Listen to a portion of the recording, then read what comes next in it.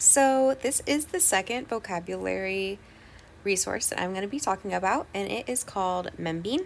So this resource is one that I actually used in school, um, and I don't know if I would say I enjoyed it. I didn't dislike it. I didn't love it, but it definitely did help me build my vocabulary.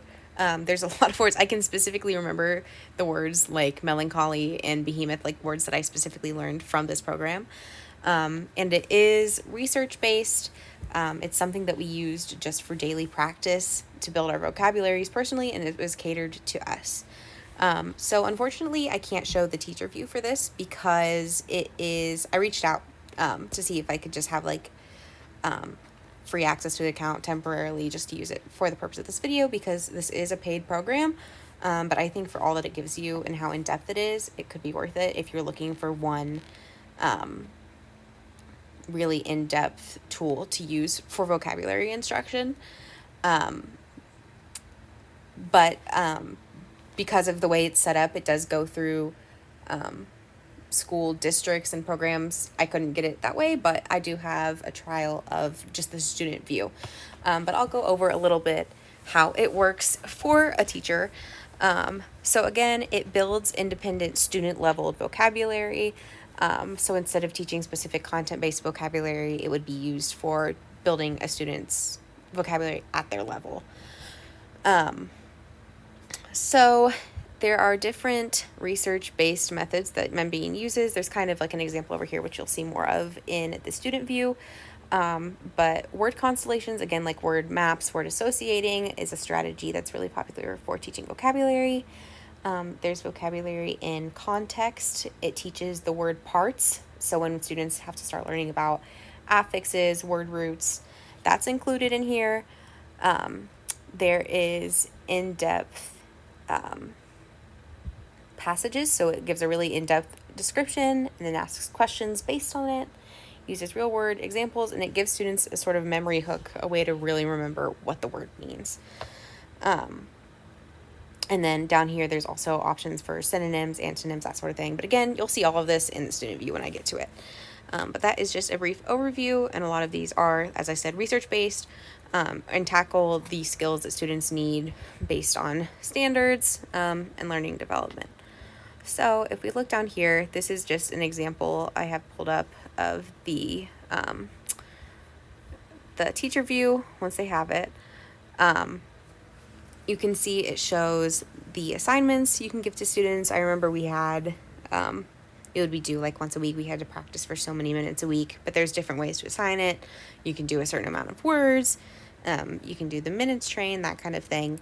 You can have students have to practice until they get to a certain accuracy level. And then once they have finished, it gives you all the data. So it tells you if they met whatever goal you've put in, how long they took, if they skipped any words, their accuracy level. It tells you in the overview specifically what words they missed, what words they got correct, how long they spent for each word, that sort of thing. And you can look at the student view, different assignments you've given out, that sort of thing. So it gives a really good collection of data for how students are doing. And there's ways you can assign it to ensure that they are working on it as they're supposed to be.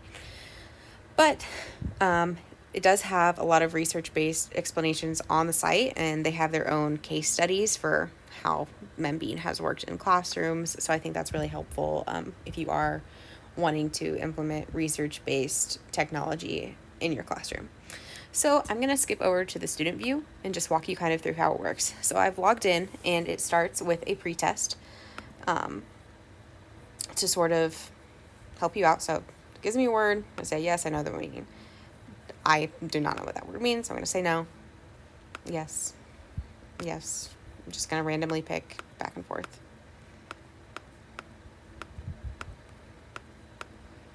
And as you can see, these are kind of bigger words. They will get, the more you press no, you don't know the meaning, it will give you lower leveled words.